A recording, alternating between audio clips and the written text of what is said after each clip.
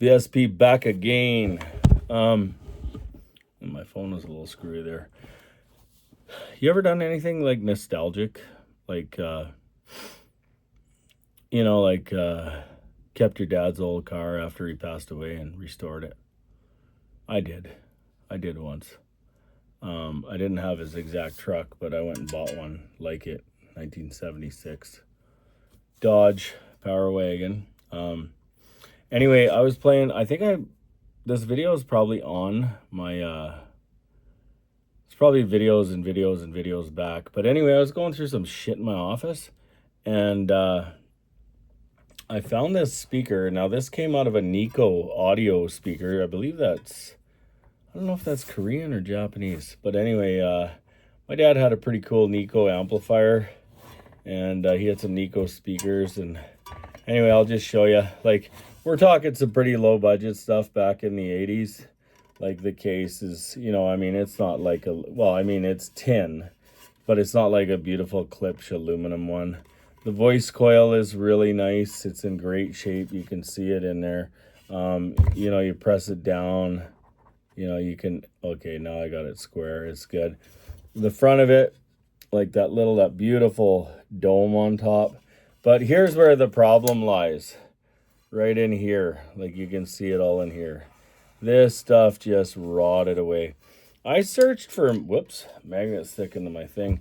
I searched for months, because I'm not done searching. I haven't thrown these out. But I searched for a long time for like a foam kit for these, because I really like these. It was kind of funny because when I set them up in my room, I wanted to hear one song. When my dad bought these in like 86,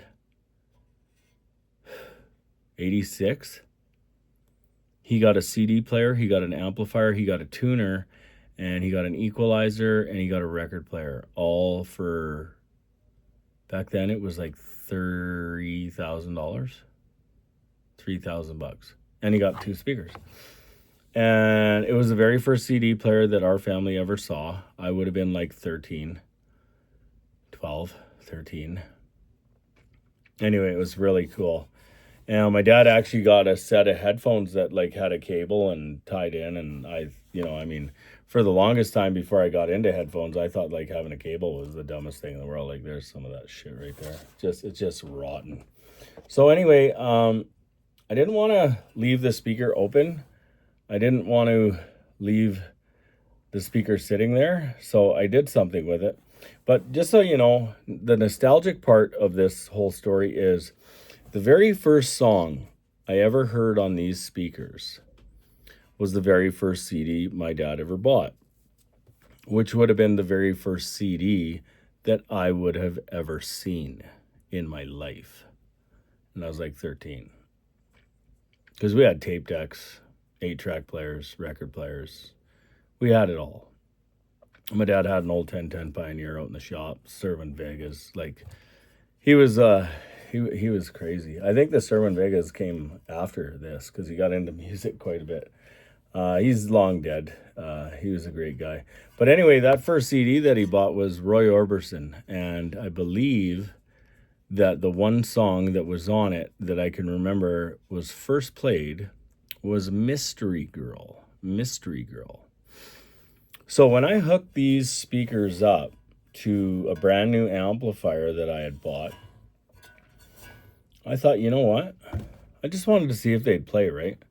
So I don't know why. Maybe I'm crazy.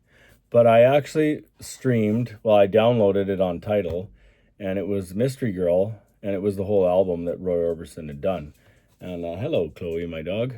And I played Mystery Girl on it, and they sounded really not bad. So I just kept turning them up, just gradually, right? And then all of a sudden, I seen this stuff just starting to fly around. And I was just like, fuck.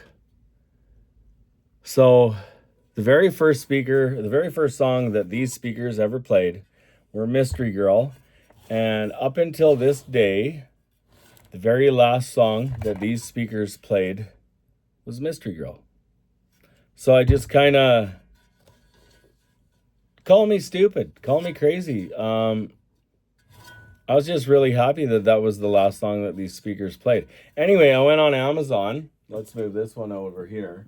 I went on Amazon and I picked up these. Just random. Like, didn't care. I needed to fill the hole. And they're probably Chinese. No, I'm in California. Chatsworth, California.